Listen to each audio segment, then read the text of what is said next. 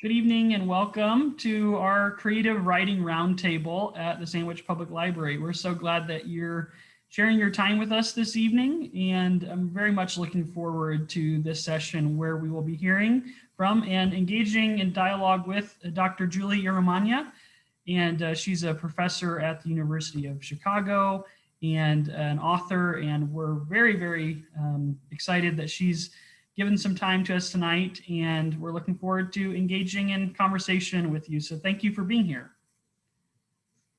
Thank you so much, Matthew. Thank you for the invitation, and I'm really excited to be here. And I mean, really sad that I'm not actually able to be in Sandwich. And because I wasn't able to be there physically, I took some time to look at some photographs online and see what the town looks like, to kind of get a sense of what it would be like to be there. So again, I'm really honored to be here tonight. I'm gonna read a little bit of the beginning of my novel, Mr. and Mrs. Doctor, which came out in 2015. And then I will read just a bit of the novel that I'm working on right now.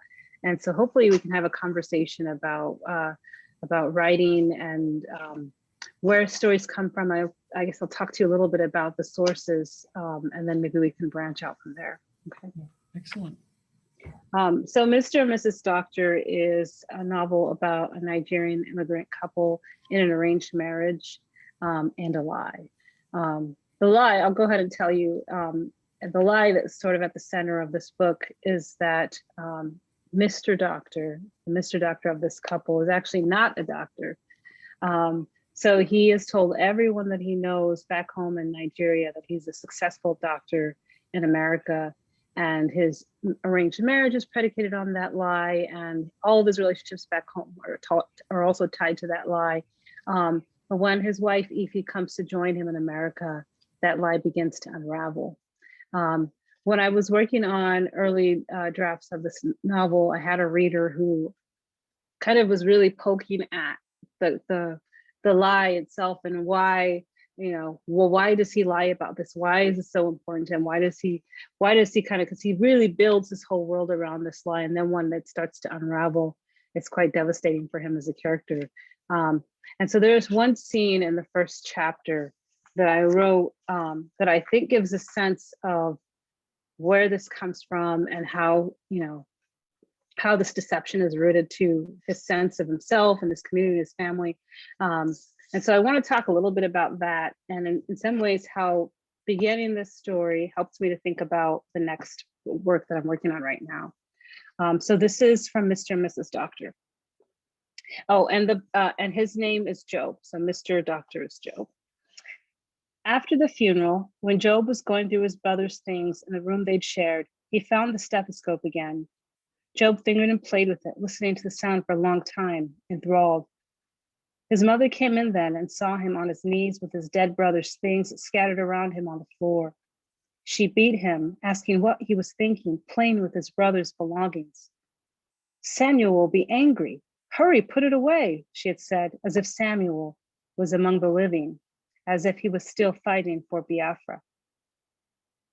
After the beating was over and Job wept silently at his sister's side, his father called him over. Job's mother was turned away, her face set in a frown. His father had the box of Samuel's things. Choose what you like, he said to Job, and then I must never see you playing in this box, you hear? At first, Job didn't know what to do. He saw his mother with the look she made when she tasted something spoiled, so he waited, but he heard nothing. After a while, she turned to face him. Only then did he take the box. He went through it, lifting each object out slowly, examining it, deciding on its weight, its smell, its usefulness. Since the stethoscope was the start of all the trouble, he wanted nothing to do with it. Instead, he took a jazz record. He had never heard it play, but he knew one day he would have the money to buy a music machine of his own. He also took a cricket ball and mallet. He would practice until he was better than all of his age mates. Samuel's trousers were too long, but he took them anyway, and his brother's hat, which he tipped forward on his head, like his brother had. The brim dangled over his eyes. A smile twitched on his mother's lips, loosening the scowl, so he put on his brother's pants, adjusting his hips so that the waist gapped around his narrow body. Like the trunk of an elephant, the trouser legs bagged at his feet. His mother laughed and pulled him into her arms for a tight hug. Her eyes were wet with tears, and she released him. He's not finished, his father had said. He pushed the box back toward Job. All that remained was a stethoscope. Job wanted nothing to do with it. Take it, his father had said. So I'll stop there for just for a moment. So in that scene that that I just read, there's a couple of things that I think are important, and that kind of led me toward my my current project. So one of the things that I was really interested in developing the backstory for Job was, you know, the role of him as the first son in his family. So in Nigerian families, in many like West African families, hierarchy, right, within the family is much more important sometimes than gender. And in his particular case, the first son of the family, the Okpara, is like, has an enormous responsibility. He is the inheritor of the family's wealth, their estate, all of those things. But in his family, Job's older brother Samuel, as many of that generation did, went off to fight in the war. So he went to fight in Biafra War. The Biafra War was the Biafra was a secessionist state of Nigeria, and the war was from 1967 to 1970.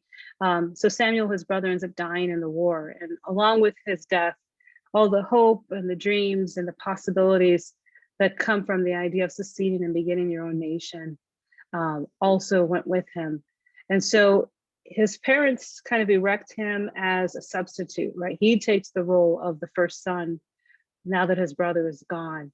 But Job, you know, believes, or he, you know, in many ways, he doesn't believe that that position is his rightful position. He feels fraudulent in that role, and so so part of what he does, and I think, you know, one of the things that he has to kind of work through and discover through the book is he kind of puts on this performance while at the same time feeling that he can't completely live up to it. So his brother becomes this kind of idolized image. When I was working on this book, I really became interested in that idea about the sort of the roles of the family members, and this idea that there's this generation that's been lost and all the dreams and hopes that were attached to that. And then the people who are left behind and what they do with that. So what I'm working on right now is called A Season of Light. And A Season of Light also deals, it deals with the Nigerian Civil War to some extent. And it actually, you know, my parents are from Nigeria. I was born in the US, but my father was a soldier of the Nigerian Civil War.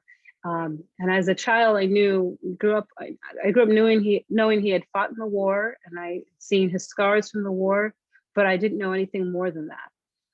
And so I was really, as a writer and just, you know, throughout my life, really interested in trying to understand that history. And I think that one of the things that fiction allows you to do is to explore and to answer questions, explore gaps and silences and things like that, right? Using fiction and creative modes. So where there are gaps and silences in that history, I use my writing to be able to try to answer those questions. So I'm just going to read the very beginning of A Season of Light.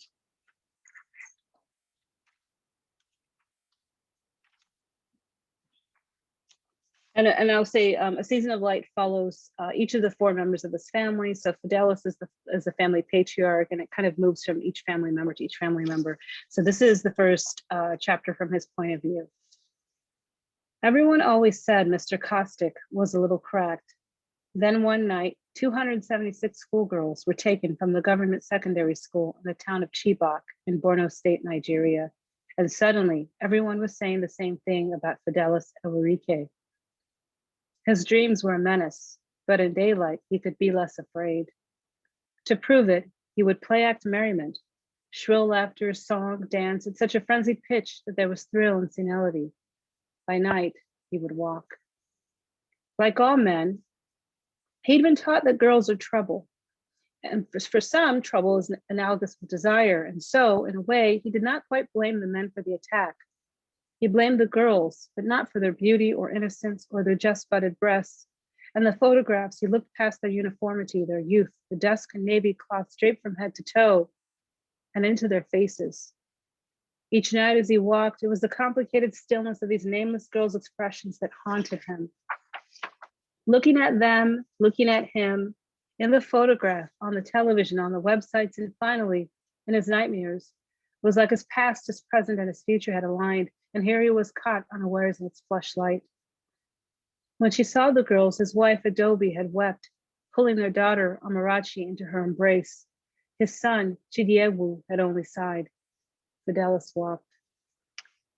He did not feel pity, not exactly, not even empathy for the schoolgirls. Instead, there was something useless and angry on fire inside him that urged him to pluck them from that part of the world, a somewhere he had once long ago called home, and place them within its protection. He did not yet know that one can confuse protection with possession. Perhaps it was all for his sister, Ugochi, she, a child, having slipped from his grasp when he, a boy, was off doing man things. War was an effect for men, but he had been just a child then. Wasn't it kind in a way to arm and flatter boys instead of men, speak of the great feats their might could achieve, boys with their hardy and infinite innocence? Now he was only a man of holes. He had grown old overnight. Fidelis hardly remembered Ugochi's face, hadn't looked at her photo in many years, but then suddenly he was in the attic in a panic, pulling down that box and looking at her photo every moment of every day. Rather than to see her gaunt face, poetic in its pain, he began to see his daughter, Amarachi, just her age. No, just their age, the Chibok schoolgirls, just their shade of brown, just her shade of brown, with that damned burdened expression. Despite her aversion to him and teenage affection for her mother as of late, he had always found Amarachi wholesome, complete, even endearing. No, she did not adore him, but then for a man of his age, a man whose first child had been born after 40, to desire such a thing would only be vanity. On the whole, he had always found his daughter competent and unobjectionable. She talked back, but only under her breath and mostly when his back was turned. She kept high marks on the subjects that mattered. She was modest, but not too modest as to be misused. She was also content, but not so easily contented as to be duped. But then one day, not long after the Chibok girls were taken, with a sliver in the bathroom door, he spied Amarachi applying her mother's all the rage Rubicon Rouge lipstick. Suddenly, she, with that red smear of a mouth, became so alien and nonsensical to him that he hated her. His hate was so whole, so consuming, that it could only be equaled by his shame. What he understood, perhaps only by instinct, was that she was no longer his. So he crumpled the lipstick in his fist. He cut holes into her leggings and miniskirts, poured bleach on her spaghetti-strapped camisoles. He threw the radio out of the window, and he put a lock on her bedroom door. Later that day, when Amarachi's mother returned home from work in bewilderment, she struggled to pry the locks free. On one side, the daughter wailed and pounded at the door, calling out to her mother, begging her to liberate her from her jailer. On the other side, the mother boxed her husband until at last she collapsed into a deep yet fitful slumber. He, like a madman, slumped next to her, his chest tight, his breaths ragged, having plunged into a dream. Okay, I'll stop there.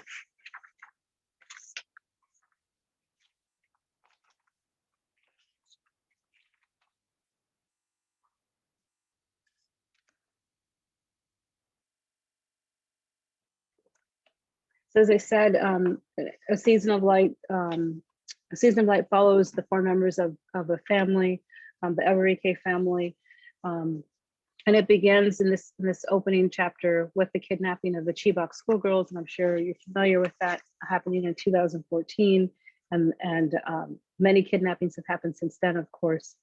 For Fidelis, the family patriarch, that begins his descent. You know, it's a trigger for this post-traumatic stress from his time during the war, when he was a prisoner of war.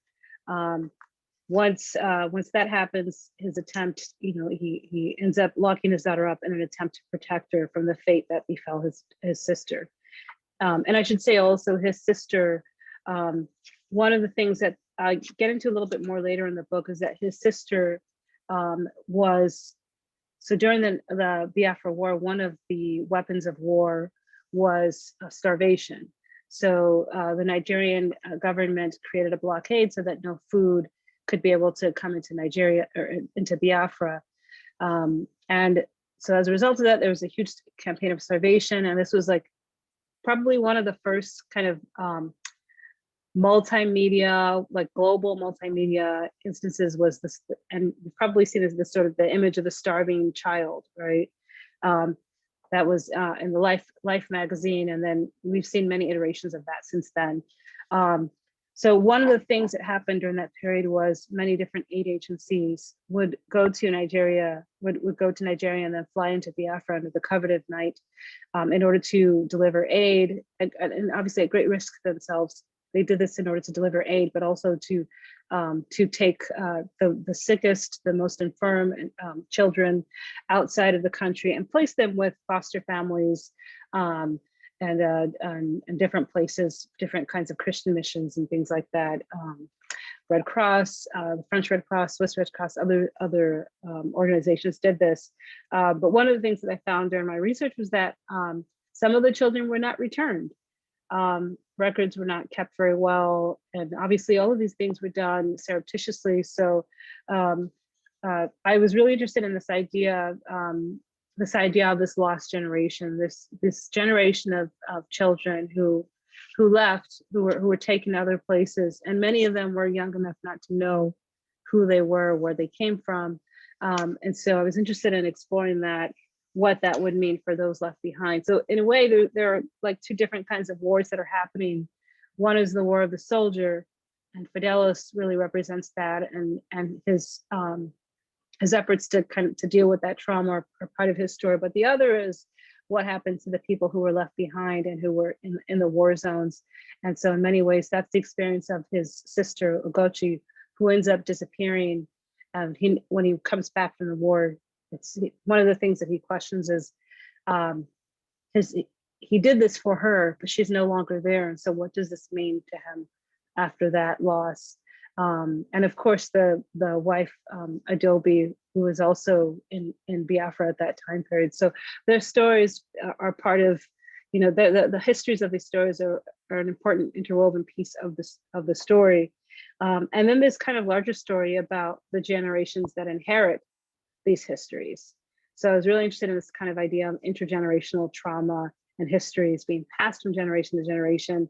And then how those kinds of things, like what happens as a result of that, the passing of that trauma, and then the kinds of things, the kinds of displacement that happen through migrations. So that next generation, with the daughter and the son, Amarachi and Chidiebus, the story kind of follows them as they're learning more about that history and then learning what to do with that history. Yeah. And I would say that is probably one of the things that differs most from the first novel, Mr. and Mrs. Doctor, really focuses on the immigrant generation and their trials and tribulations as they orient themselves in this new place and this new marriage, right? That the place of their marriage as well. And then the novel that I'm working on right now is really thinking about those two generations in conversation with each other, that immigrant generation with its own histories, and then those in this new location who inherit that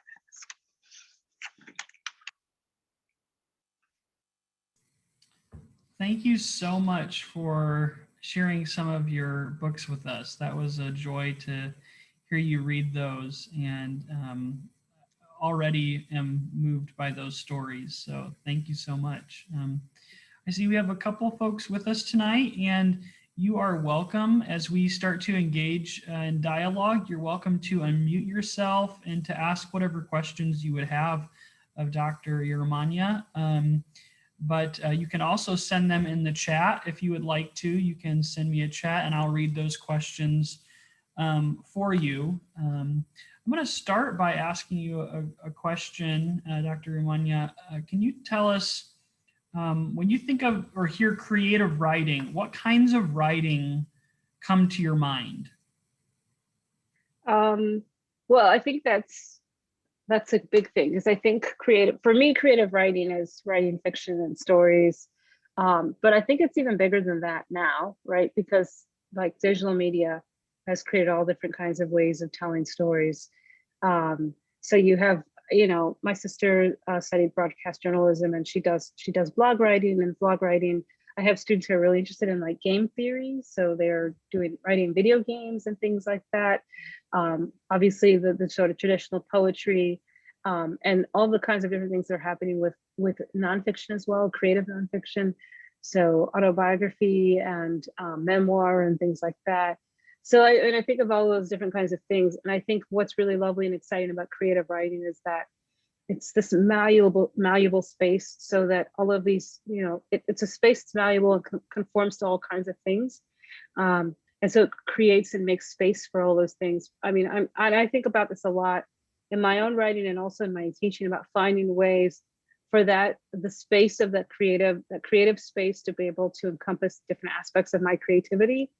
So, for example, I have, like, in the background, you can kind of see a little bit of I have an easel behind me. And so when I was a teenager, I used to draw a lot. And one time I thought I might go to art school. And I've always been really interested in portraiture and figures drawing, and just thinking about things like light and color and shape and the line.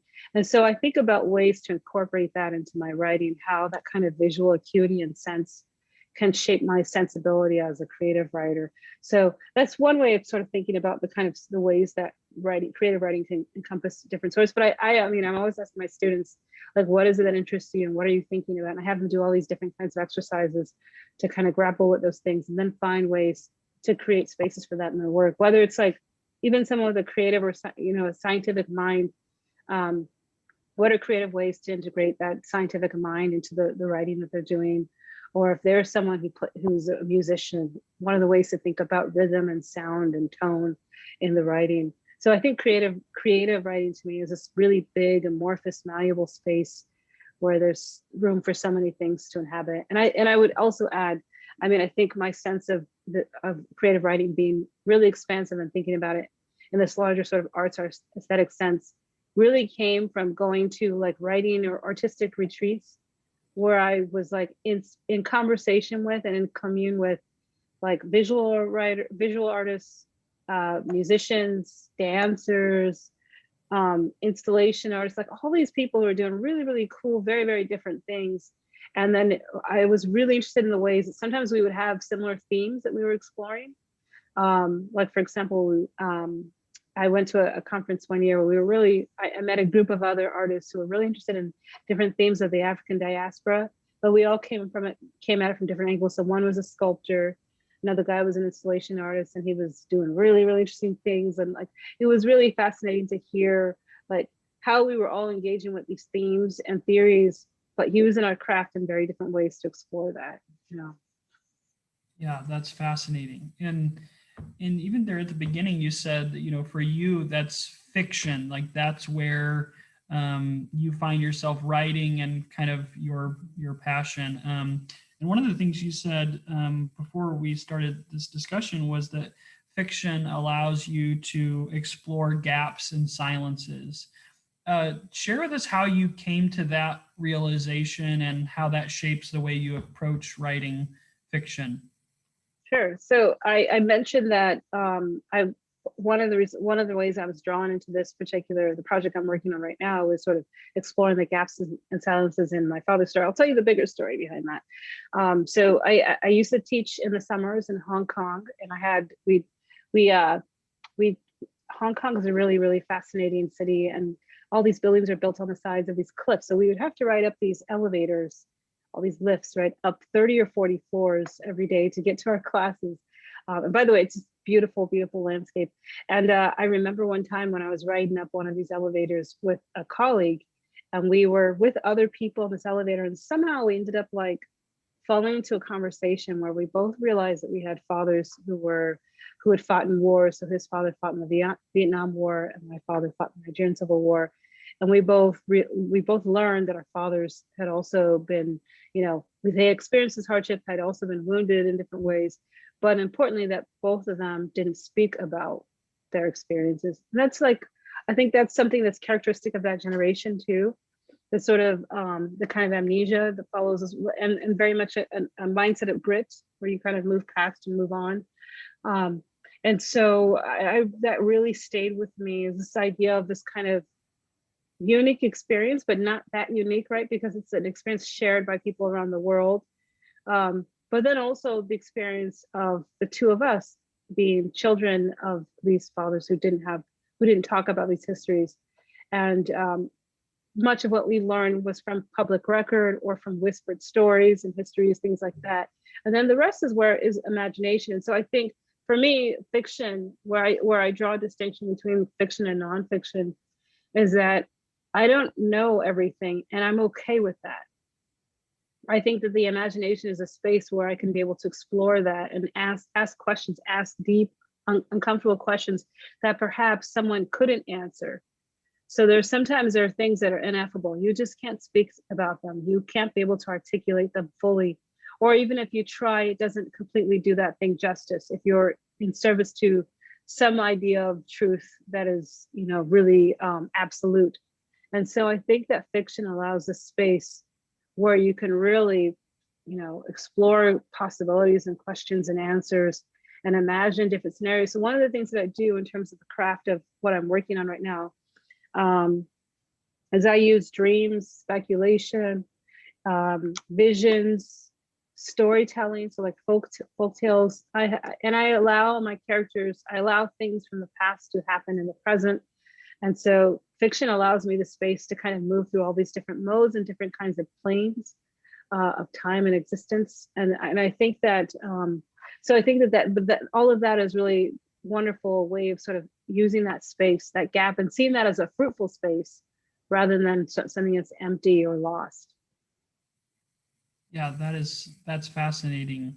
The idea of using all those different planes in your story and bringing those to, I'm sure that results in a much richer character than if you just try to stick to the one level of the historicity of it, right? So that's fascinating. Another question for you would be, and I kind of feel like I'm hearing an answer, but I want to ask it anyhow, is what comes to you first? Is it a character?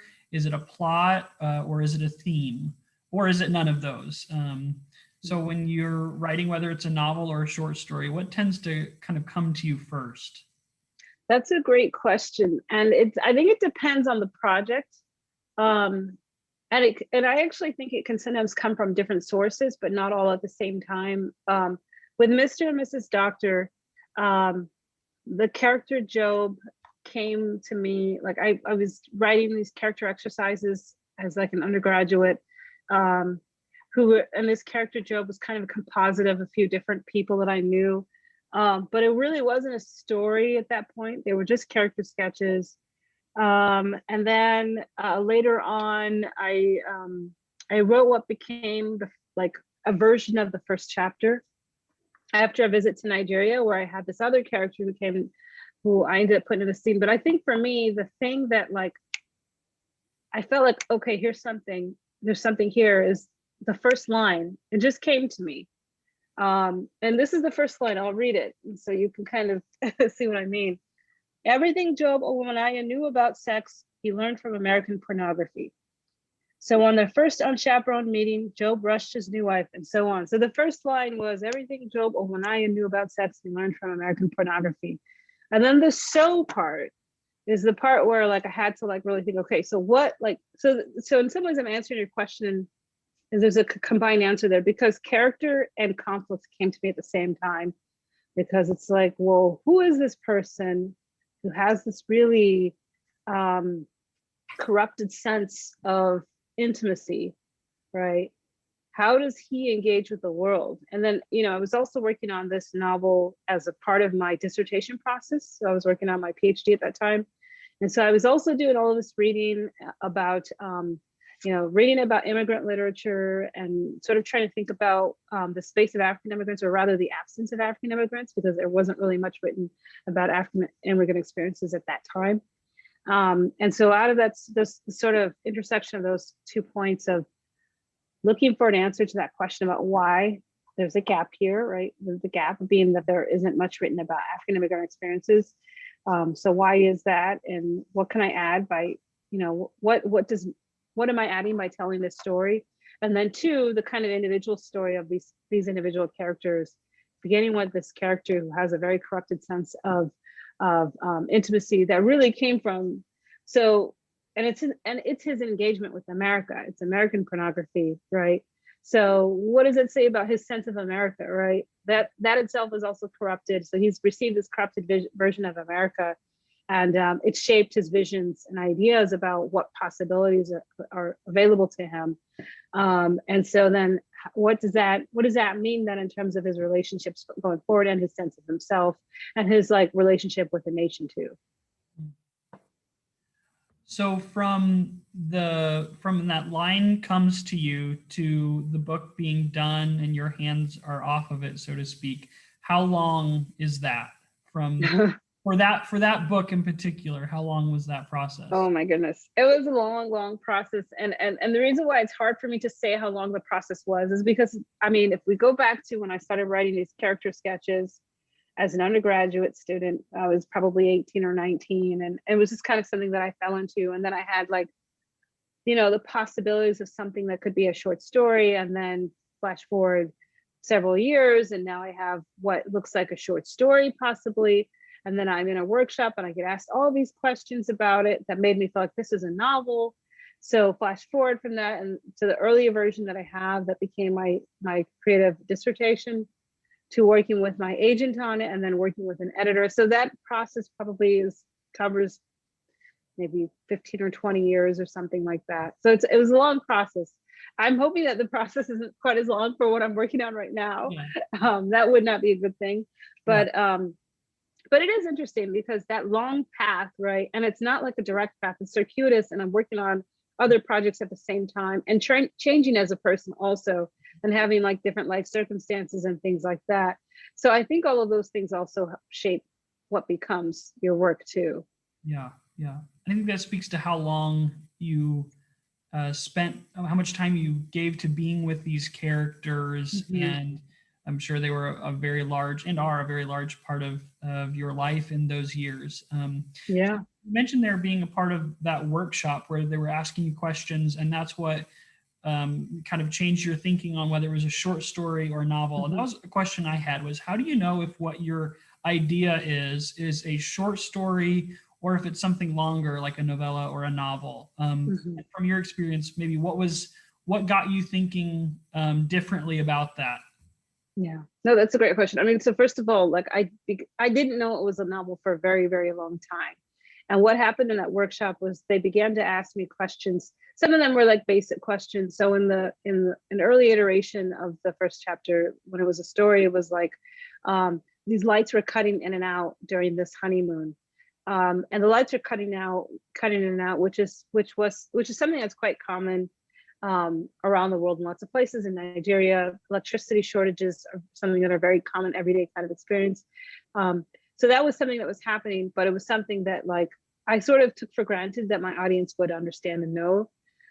So that was kind of like a sort of technical, very, very concrete thing. But then also like in terms of the characters, I was interested in writing a story about these characters in an arranged marriage, but I didn't want it to be like a victim story in a sense. And I think that was when my first readers read it, they immediately, the wife's name is Ify, they immediately kind of projected different ideas on her as, you know, she's this betrodden, this poor woman who is forced into this marriage, and all these things. And I wanted her sense of agency to still come through, if that makes sense. So this for Ify, this would be an advantageous marriage because of her circumstances. And obviously her circumstances aren't great. Her parents have both died. And so she's left in the care of relatives. And so when Job comes along as this man who's a successful doctor in America, it's advantageous to her. And it's something that she has some trepidation and worries about, but not about feeling captive, more about leaving her family and her friends, the kinds of things that you would typically feel if you are moving to a new place. And it isn't until she's actually, you know, become enmeshed in this life and the lie that then that starts to unpack. So I really wanted there to be a more nuanced way of thinking about these characters. And I realized that you could only get through that through understanding the larger context of these characters and who they were and why they do what they do and things like that. And particularly with Job, because Job is not, I've had lots of readers stop me and say, oh, I really didn't like Job, you know. But I wanted readers to kind of, you really are on a ride with him because he really holds on to this life for a very long time, and it gets into lots and lots of trouble. but I really want you to understand some of the reasons behind why he decides to pursue this, why he continues, what kinds of situations, circumstances shape people. And I felt like a novel was a bigger box that enabled me to have more room to tell that story. Whereas a short story is really like, you, in a short story, you have to be as close as possible to the conflict and, you know, to the ending end of the story. And it's really just giving you like a finite space, and that character is like in the large expanse of that character's life, you just get like one little piece of that life. And so it has to have enough of material in that small space for it to sustain as a story. And I felt that wasn't quite true. I needed more space for that. But there is an early version of the first chapter that's published in the Kenyon Review. I mean, I think it stands alone well enough, but I wanted more room to tell the bigger story. Yeah.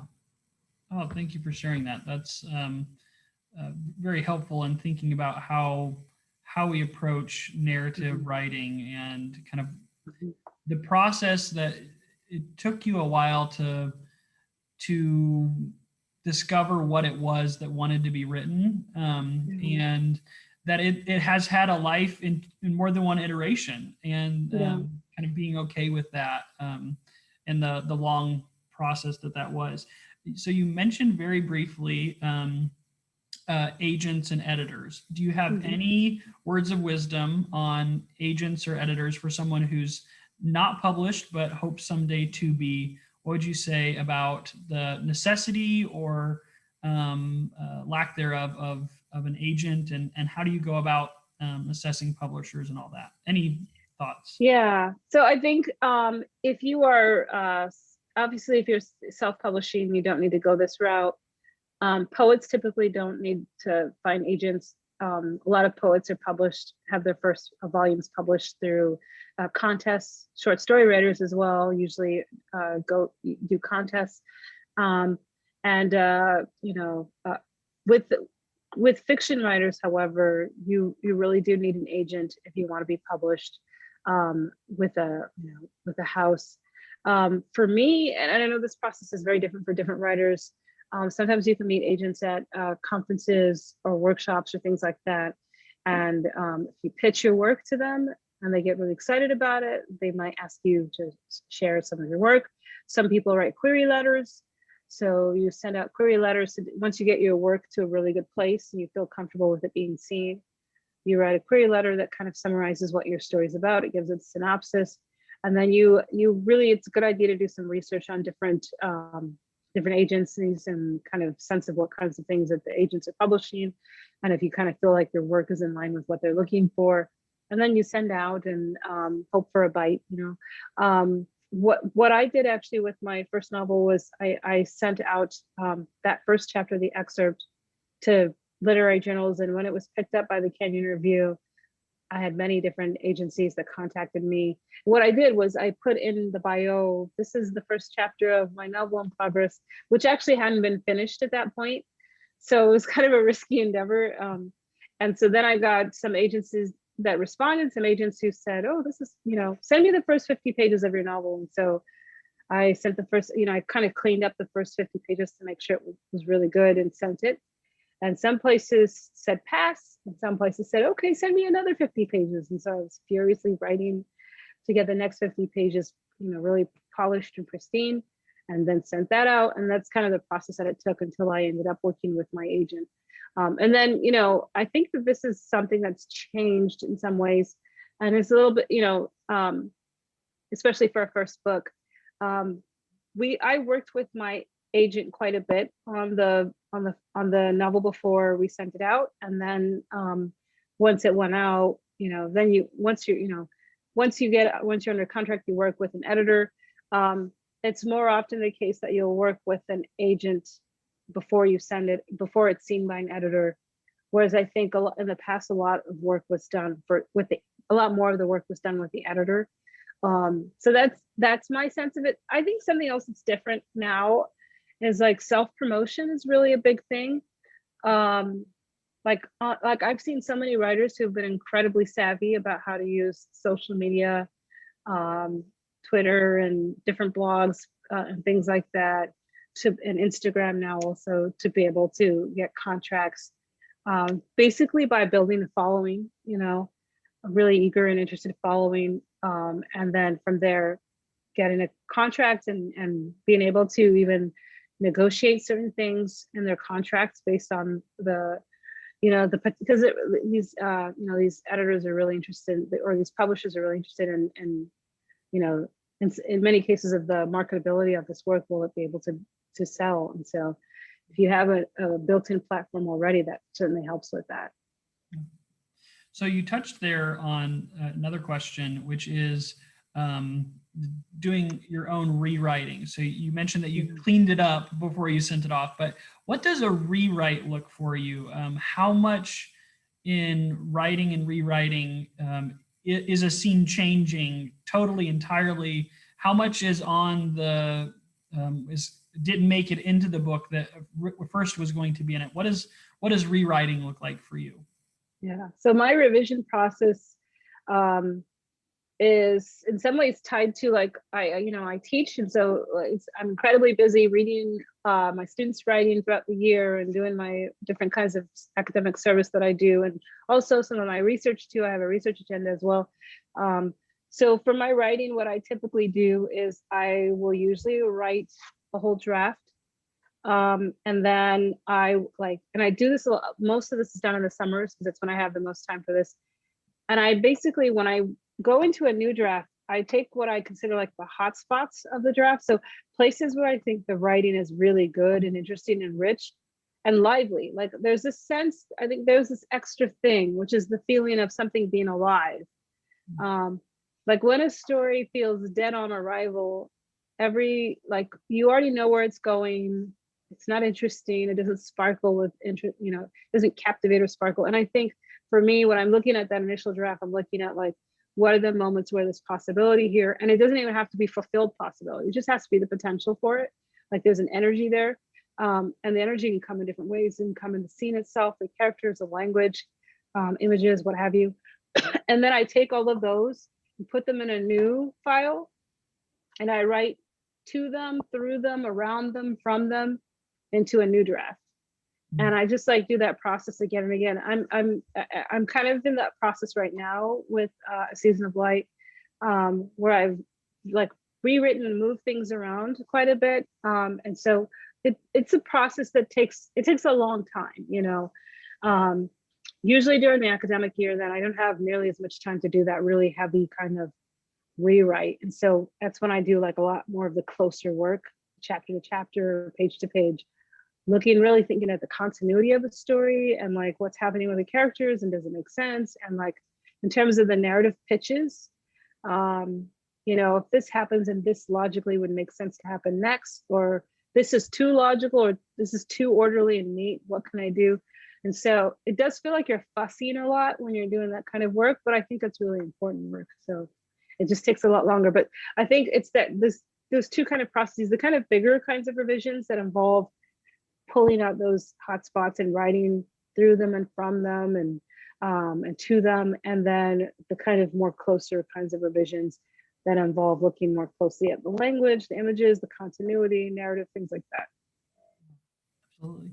So you mentioned there your teaching, and I want to ask you a question out of your teaching. Are there any writing rules that either you have taught at some point or have heard other people teach that you love to break in your writing? Are there any writing rules that that you think are totally untrue and that you love to ignore and do something different? Well, I mean, I'm not really like the kind of person who breaks rules just to break them, you know? Like I was a very obedient child in a lot of ways. Weirdly, I was like obedient, but also kind of a little bit like very much of my own mind. I still am. So I think those two things kind of come across, like, so in Mr. and Mrs. Doctor, for example, I guess this isn't like necessarily a rule, but this is like a type of advice that you receive a lot, which is, and I even give this advice to students often, for the reasons, because it does make sense in a lot of situations, which is that you don't want to, you don't keep switching. So we call them point of view violations. You want to stay in one character's point of view at a time and follow that character's point of view. And the reasoning behind that is that if you keep switching back and forth in point of view, you lose some of the suspense that you're building. So some of the tension that you're creating in that scenario, it gets lost because it's being, it's you're here and then you're back here and then you're back here. But in the first chapter of Mr. and Mrs. Doctor, I do in fact switch from Job to Ethy's points of view. And it was something that I, was talked about in workshops, was critiqued, but I felt it was really important. Yeah. It's very interesting. Excuse me. I felt it was really important for these characters so that we could immediately introduce that they themselves are in conflict with one another and how they see the situation is very different from one another. Yeah. Yeah.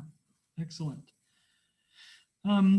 And you've mentioned a couple times being part of workshops, and so I'm wondering how important is getting feedback in your writing? How do you know when to take advice and when to hold your ground? And then maybe also, if you want to touch on, how do you handle unkind criticism or even rejection? Yeah, I think that you have to kind of build a thick skin, which is like easier said than done, which is, to me, what I try to bring into workshops is that the people who are workshopping my work are bringing their experiences, all that they know about story and craft, all of their wisdom, they're bringing it to how they approach my story. And so I have to accept that for what it is and then see if it works for my story. And if it doesn't, I don't use it. But sometimes like feedback that I thought didn't make sense at all, was completely ridiculous, turned out to be exactly what my work needed. And so I always go back to that lesson so that I don't get too, because you can be inside your head a little bit too much sometimes too. And so I always go back to that lesson, and I try to approach all of the feedback that I receive with some sense of like, an understanding that they're giving me that feedback in earnest, even if I don't know if that's true, but I that's the mindset that I use. And then if I imagine that they're giving me that feedback in earnest, then I have to think about what is it that they're trying to say? What is it? What could this work? What could this do for my work? And what, good and bad, and then sort of navigate around that. Yeah. Excellent. So we've talked about kind of how you start thinking about a narrative and getting into it, and how you work with it, and how you try to get it seen by other people, and how you revise it and rework it. When do you know that something is done, or how do you let go of a project? That's like always really hard. I think knowing when it's done for me is like music. Like when you're playing music and you hear something that's discordant, it does, you hit the wrong note and it feels, and you hear a discordant sound in your ear, and you kind of have to tinker around and get the right melody. You have to put the right notes together. I think that's what I feel when I'm writing. Like I feel like I'm not quite there yet. I'm close. I'm really, really, really close, but there's something discordant about the way these notes are coming together. So I need to work with a different set of notes, or I need to rearrange the notes to create a different kind of sound, or a different kind of melody or rhythm, or a different kind of, sense of the story. But for me, it's a feeling of a sense of this kind of this that everything is melodious and coming together in a way that feels right, makes sense to the ear. And the ear that I'm talking about is not the hearing ear, but it's this kind of sense that you have inside as a reader. Mm-hmm. Yeah. What in the writing process brings you the most joy? When are you having the most fun? I think that I am definitely the kind of person who gets lost in the world of my stories when I'm writing. Like there's a kind of thing that happens with writers where you like are in this dream where you kind of lose your sense of everything around you and you're just in the story. I mean, people have this as readers. I remember when I was a kid, we used to have our story time and we'd go to our corners of the room and read. And I remember one day I was reading and I looked up and the class had moved on. Everyone was in their seats and the teacher was teaching. And I realized that she just kind of left me. She just let me to stay with my story. And I think that that's the feeling that I really, really have always loved about writing, is that feeling of kind of being lost in the world as you're writing. Yeah, that's what a great teacher. Mhm. That is a very special story and a great picture for that. The So Cedar Home. yeah, yeah, that's awesome. What makes a character memorable for you or meaningful? And could you share about one character, not a character that you've written, but what character have you read that has stayed with you for a long time? And what was meaningful about that? Um, so I think a character who is meaningful is a character that usually has contradictory elements to them. I think tension is created out of contradiction. Um, and I think in that tension is like the suspense and the surprise, the questions that you have, questions, right, that come out of that. Um, if you have kind of a one note character, this is why I'm actually not very interested in, I don't really like heroes. Like I'm, really straightforward. It's not that I don't like them. I often find them quite boring. I'm much more interested in anti-heroes. And so like as like probably one of the first stories that I remember being like really into when I was a kid was the true story of the big bad wolf. I don't know if you know that story. It's a story told from the point of view of the big bad wolf, and he kind of is telling you all about everything that happened and from his point of view. And I remember being a kid and being totally on his side when I read that story. And he describes how these pigs came, and then he just happened to have this cold and he coughed and sneezed, and that's why the house fell down. And all of these things. I totally thought it was the most hilarious thing when I was a kid. And also, I think what I was interested in and what kind of kept me coming back to that story was the idea, this kind of curiosity for this point of view that wasn't told, that was a mystery, right? And the ability for this character who had been seen in one way, allowing us to hear the story in a different way, allowing us to see the situation and the character and all of that in a very, very different way and understand it differently through him.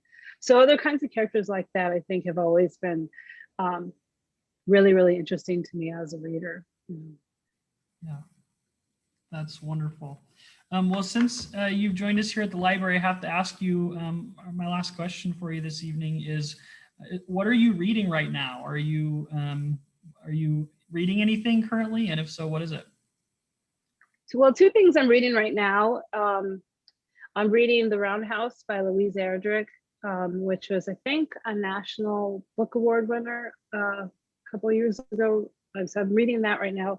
And then the other thing I'm reading is my colleague Rachel Dwoskin's book, Someday We Will Fly. Which is really a fascinating book about a family of circus performers. And it's set it's during the Holocaust and partially set in Shanghai, China. So like so many different interesting things at the same time in that book. Oh, thank you for sharing those titles. Those are great. Awesome. Well, thank you everyone who has joined us. Before we go out here, we are going to give away a copy of Dr. Iromuanya's book, Mr. and Mrs. Doctor. And so I have written, three of you, I've written down your names here on slips of paper. So I am currently shuffling those up, and I'm going to draw for those. And then if you would, you can contact me through email, or you can come into the library to pick up this copy. If you want to email me, you can reach me at jonesm@sandwichpld.org, or you can come into the library and pick up this copy. And so the winner is Gavin. So Congratulations, Gavin. Yeah, excellent. Awesome.